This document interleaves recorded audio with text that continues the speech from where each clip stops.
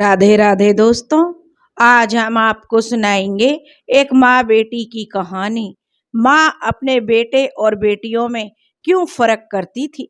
दोस्तों, अगर आप हमारे चैनल पर नए हैं तो प्लीज हमारे चैनल को सब्सक्राइब करें, वीडियो को लाइक करें और शेयर करें। बिमला के पहले एक बेटा था और अब उसका दूसरा प्रसव काल था। इसलिए बिमला की ससुराल में उसकी सास ने अपनी बीमारी की वजह से बिमला को उसके मायके भेज दिया, क्योंकि मायके में बिमला की देखभाल अच्छे से हो जाती। मायके में मदद करने के लिए बिमला के साथ बिमला की भाभी और उसकी छोटी बहन भी थी। वैसे बिमला के पति और सास को इस बात से कोई फर्क नहीं पड़ता था कि आने वाला बच्चा बेटा होगा या बेटी, क्योंकि बिमला का पहला बच्चा बेटा था।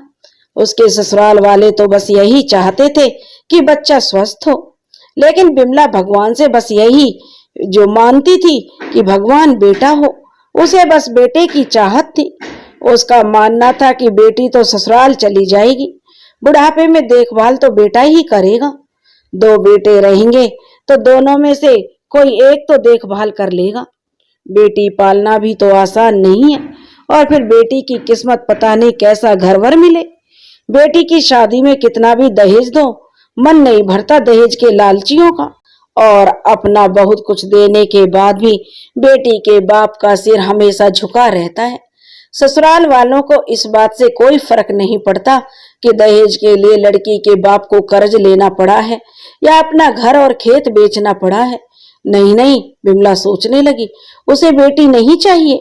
वह अपनी बहू को ही अपनी बेटी बना लेगी और अपने बेटे की शादी में वह दहेज भी नहीं लेगी। इन्हीं विचारों में मगन बिमला को अचानक दर्द का एहसास हुआ। उसने अपनी माँ को आवाज लगाई। भाभी ने उसको सहारा देकर उठाया और उसके भाई को कहा, जल्दी से गाड़ी निकालो, अस्पताल जाना है। बिमला की माँ ने जल्दी से आवश्यक सामान बैग में डाला। तब तक बिमला के भाई ने गाड़ी निकाल ली और बिमला की माँ और भाभी ने सहारा देकर बिमला को गाड़ी में बिठाया। माँ ने समझाया, देखो बेटा, चिंता मत करो, सब ठीक ठाक होगा। बिमला का दर्द बढ़ रहा था, लेकिन दर्द में भी बिमला के दिमाग में बस एक ही बात थी, भगवान इस बार भी बेटा ही देना। बिमला को अस्पताल लेकर जाया गया। वहां जांच के बाद डॉक्टरों ने बताया कि अभी बच्चा होने में समय है।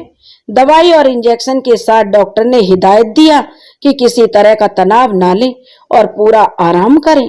कुछ घंटों के बाद बिमला को डिस्चार्ज कर दिया गया और वह सब घर वापस आ गए।